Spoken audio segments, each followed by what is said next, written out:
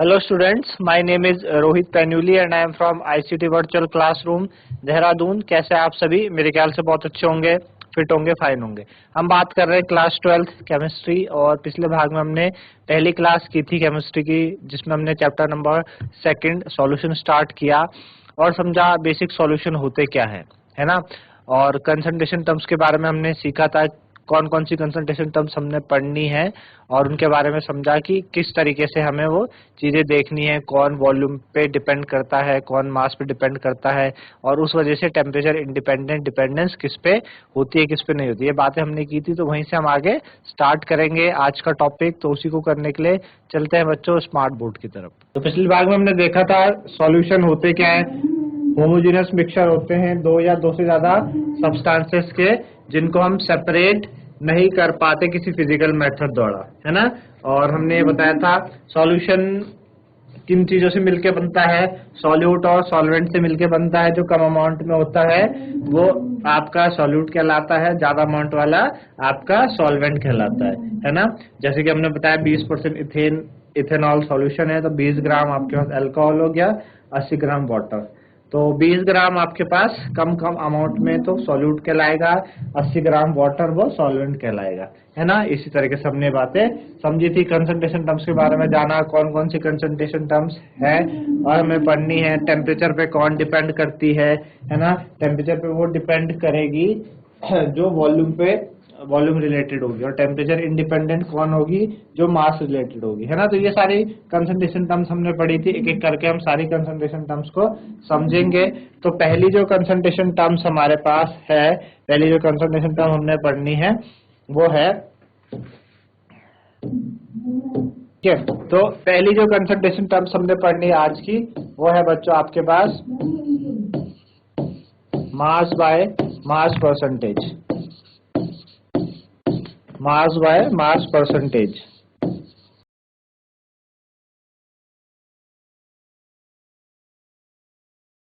ठीक है। Mass by mass percentage को आप इस तरीके से भी डिनोट करते हैं, m बाय m परसेंटेज, है ना। तो मास बाय मास परसेंटेज हमें बात करनी है। तो मास बाय मास परसेंटेज कैसे समझेंगे, देखिए होता क्या है। सबसे पहले आपको फॉर्मूला बता देता हूँ मास बाय मास परसेंटेज का फॉर्मूला क्या है। तो मास बाय मास परसेंटेज का जो फॉर्मूला है वो कहलाता है mass by mass equal to mass of solute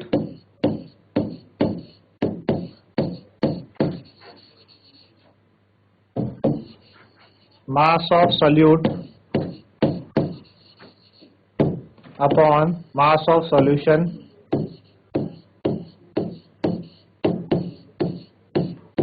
into 100, ठीक है। ये आपके पास क्या है फॉर्मूला। अब हम समझते हैं, जैसे कि हमको दिया है, फॉर एग्जांपल हमें दिया है 7% मास बाय मास NaCl सॉल्यूशन, है ना। 7% मास बाय मास NaCl सॉल्यूशन हमें दिया।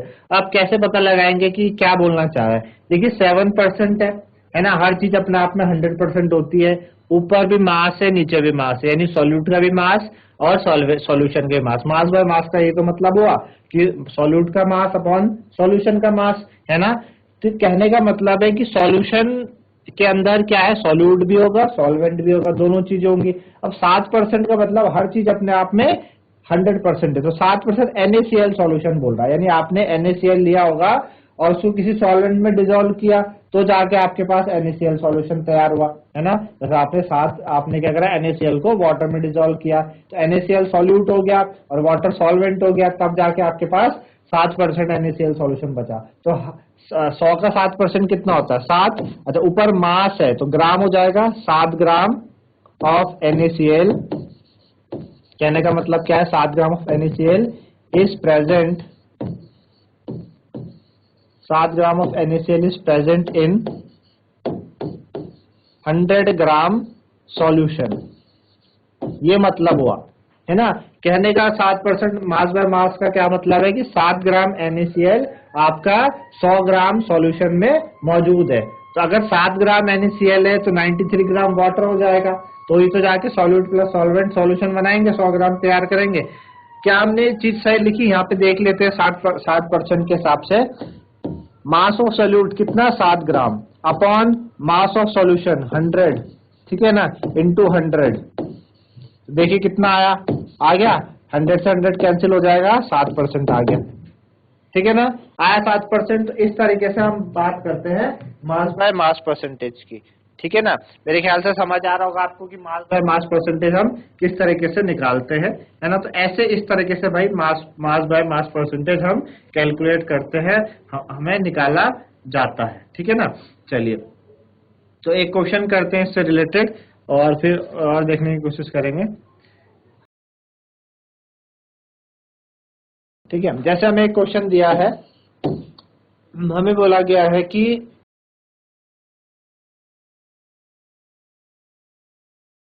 15 gram glucose is dissolved 15 gram glucose is dissolved in 105 gram of water, ठीक है। find mass by mass percentage, find mass by mass percentage, ये हमें निकालना है, निकालिए, ठीक है ना।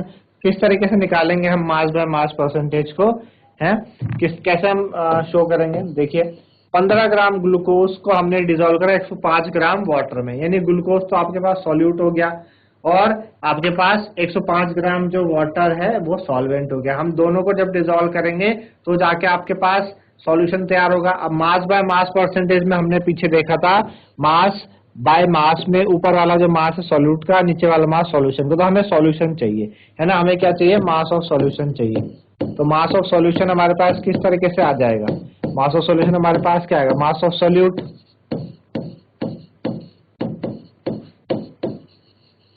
प्लस मास ऑफ सॉल्वेंट, है ना। सॉल्यूट और सॉल्वेंट से तो क्या बनता है आपके पास? सॉल्यूशन तैयार होता है। तो सॉल्यूट का मास कितना है? 15 और सॉल्वेंट का 105 ग्राम, है ना। तो कितना हो गया? 120 ग्राम हो गया आपके पास। 120 ग्राम हमारे पास ये आ गया। अब हमें मास बाय मास परसेंटेज निकालना है, तो मास बाय मास परसेंटेज के लिए हमने क्या सीखा? मास of solute upon mass of solution, mass of solute upon mass of solution into 100, है ना। तो आप देखिए कि मास ऑफ सॉल्यूट कितना हमारे पास?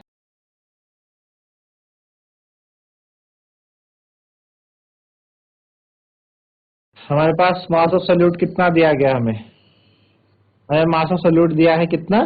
15। अच्छा, मास ऑफ सॉल्यूशन हमारे पास कितना आया?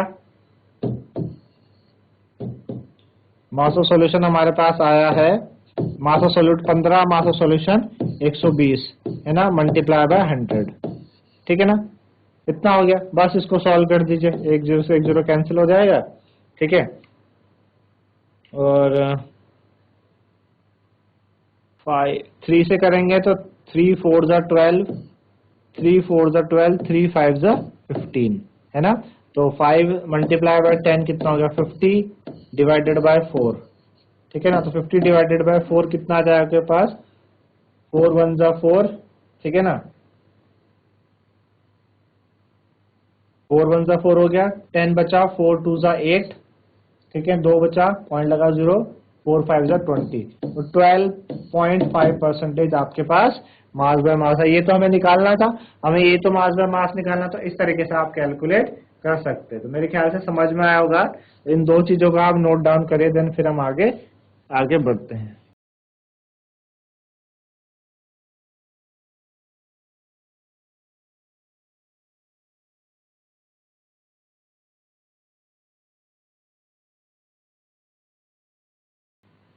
चलिए, ये नोट हो गया होगा तो इसे करिए।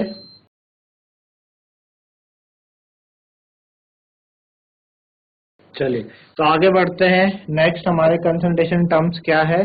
पहले हमने मास बाय मास करी, अभी हम बात करेंगे सेकंड कंसंट्रेशन टर्म्स की, mass by volume percentage.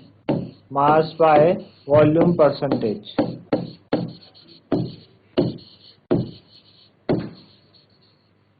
Mass by volume percentage, ठीक है। तो मास बाय वॉल्यूम परसेंटेज किस तरीके से हम दिखाते हैं, मास ऊपर वॉल्यूम नीचे, ठीक है ना, इस तरीके से मास बाय वॉल्यूम परसेंटेज। कहने का क्या मतलब है, किस तरीके से हम बताएंगे मास बाय वॉल्यूम परसेंटेज को। मास, और देखिए ऊपर मास है तो मास ऑफ सॉल्यूट आएगा, ठीक है, क्या आएगा, मास ऑफ सॉल्यूट, ठीक है। नीचे क्या है, वॉल्यूम है तो क्या आएगा, वॉल्यूम ऑफ सॉल्यूशन, ठीक है। नीचे क्या आएगा बच्चों, वॉल्यूम ऑफ सॉल्यूशन, ठीक है, मल्टीप्लाई बाय 100, इस तरीके से आ जाए, ठीक है ना। एग्जाम्पल के लिए जैसे कि हमारे पास दिया गया है, मेरे पास है सपोज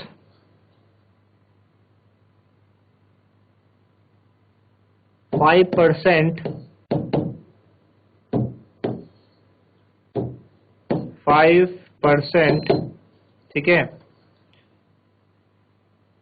यूरिया, 5% यूरिया, ठीक है, 5%, 5% mass by volume urea solution,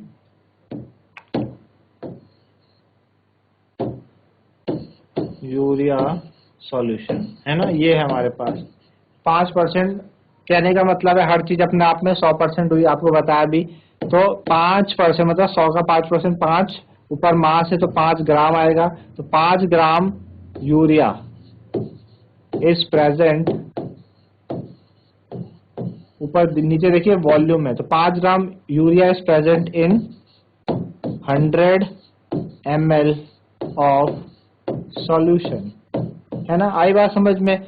mass of solute 5 ग्राम है, mass of volume of solution, यहाँ पे नीचे V आया है ना, तो वॉल्यूम ऑफ सॉल्यूशन वो कितना हो जाएगा आपके पास, वॉल्यूम ऑफ सॉल्यूशन कितना हो जाएगा आपके पास, 100, है ना, 100। चेक कर लेते हैं 5% ये आ रहा है कि नहीं आ रहा है। मास of solute 5 gram, volume of solution 100 gram, 100 millilitre sorry, upon into multiply 100, 100 से 100 कैंसिल हुआ तो कितना आ गया, 5% आ गया, है ना। तो बात आई समझ में, किस तरीके से हम बात करेंगे मास बाय वॉल्यूम परसेंटेज की, इस तरीके से हम मास बाय वॉल्यूम परसेंट की बात करेंगे, ठीक है ना। चलिए, है ना, तो ये था आपके पास मास बाय वॉल्यूम परसेंट से रिलेटेड, है ना, कि इस तरीके से हम मास बाय वॉल्यूम परसेंटेज कर सकते हैं, ठीक है ना।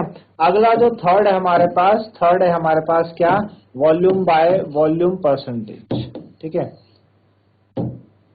थर्ड है volume by volume percentage, volume by volume percentage, है ना। तो वॉल्यूम बाय वॉल्यूम परसेंटेज को हम ऐसे डिनोट करते हैं V अपॉन V, ऊपर भी वॉल्यूम आएगा नीचे भी क्या आएगा, वॉल्यूम आएगा, है ना। तो वॉल्यूम बाय वॉल्यूम परसेंट से हम डिनोट करेंगे इसको, ठीक है। तो वॉल्यूम बाय वॉल्यूम परसेंटेज, ठीक है ना। जैसा अगर हम बोले कि हमारे पास क्या है, एग्जाम्पल के लिए 3% volume by volume HCl aqueous solution, है ना, 3% volume by volume HCl aqueous solution, ठीक है ना। तो कहने का मतलब क्या है, 3 ml of HCl is present, 3 ml of HCl is present in 100 ml solution, है ना। तो आई बात में 3 ml HCl 100 ml सॉल्यूशन के अंदर मौजूद है, यानी HCl तो सॉल्यूट हो गया, 3 ml सॉल्यूट, और बाकी बचा 93 ml क्या हो गया, वाटर, तो ही जाके आपके पास एक्वा सॉल्यूशन तैयार होगा। तो मास, ये वॉल्यूम बाय वॉल्यूम क्या कहलाता है आपके पास, तो वॉल्यूम बाय वॉल्यूम क्या कहलाएगा, वॉल्यूम ऑफ सॉल्यूट, ठीक है, volume of solute upon volume of solution, volume of solute upon volume of solution into 100, है ना। तो इस तरीके से हम बात करते हैं किसकी, वॉल्यूम बाय वॉल्यूम परसेंटेज की, ठीक है ना। तो आप इसे नोट डाउन करें दोनों को, mass by volume and volume by volume.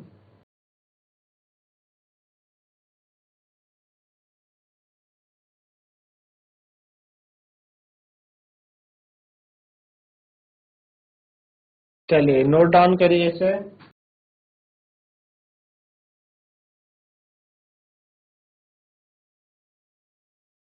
चलिए, तो ये हो गया बच्चों आपका। आगे बात करते हैं इनसे रिलेटेड चीजों की, है ना। जैसे हमें एक ये दिया है कि हम अगर बात करें इफ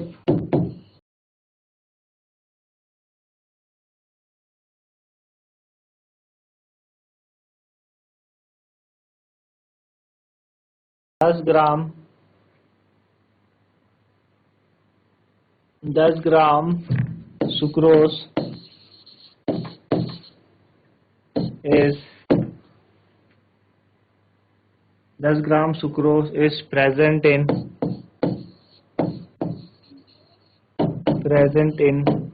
100 ml solution, ठीक है। Find mass by mass percentage, find mass by mass percentage if density is 1.2 ग्राम पर ml, है ना। ये हमें दिया है, ठीक। तो ये हमें बताना है, आई बात समझ में, ठीक है। 10 ग्राम सुक्रोज को हमने 100 ml में मिलाया, तो आपको मास बाय मास परसेंटेज मिलाना है, बताना है। तो मास बाय मास परसेंटेज क्या हुआ, मास ऑफ सॉल्यूट, है ना। ये हमें चाहिए मास बाय मास परसेंटेज। तो मास बाय मास परसेंटेज को एक तो हमें सॉल्यूट का मास चाहिए, मास ऑफ सॉल्यूट, ठीक है, अपॉन मास ऑफ सॉल्यूशन भी हमें चाहिए, मास ऑफ सॉल्यूशन, ठीक है, मल्टीप्लाई बाय 100, ठीक। चलिए, तो हमें पास मास ऑफ सॉल्यूट तो हमारे पास 10 ग्राम दिया गया है ना। मास ऑफ सॉल्यूट कितना है, 10 ग्राम। 10 ग्राम को हमने मिलाया, 10 ग्राम प्रेजेंट है आपका 100 ml में, तो वॉल्यूम ऑफ सॉल्यूशन हुआ 100 ml, क्या हुआ, वॉल्यूम ऑफ सॉल्यूशन। बोला ना उसने कि 10 ग्राम सुक्रोज आपका प्रेजेंट है 100 ml सॉल्यूशन में। डेंसिटी आपको दे रखी है कितनी, 1.2, है ना। हमें मास ऑफ सॉल्यूट, हमें मास ऑफ सॉल्यूशन चाहिए, हमें पता है डेंसिटी क्या होती है, मास अपॉन वॉल्यूम, है ना। तो इस वजह से आपके पास जो मास ऑफ सॉल्यूशन है वो कितना आ जाएगा, डेंसिटी इनटू वॉल्यूम, है ना। डेंसिटी हमारे पास कितनी दी है, 1.2, और वॉल्यूम कितना है, 100, है ना। तो कैलकुलेट करो कितना आ जाएगा, 120 ग्राम, ठीक है ना। तो मास ऑफ सॉल्यूट हमारे पास आ गया कितना है, 10 gram, mass of solution 120 gram multiply by 100, ठीक है ना। तो 1 0 से 1 0 कैंसिल हो जाएगा आपके पास, ठीक है ना। तो 4 से चला जाएगा 25 टाइम्स, 4 2 जा 8, 4 5 20, 4 3 जा 12, है ना। 25/3, तो 3 8 जा 24, एक बचा, पॉइंट लगाओ 0, 3 3 जा 9, तो 8.3% के आसपास आपके पास इस तरीके से हमें करना है। हमें लैंग्वेज समझनी है क्वेश्चन की, और फिर बताना है कि हम किस तरीके से चीजें कर सकते हैं, ठीक है।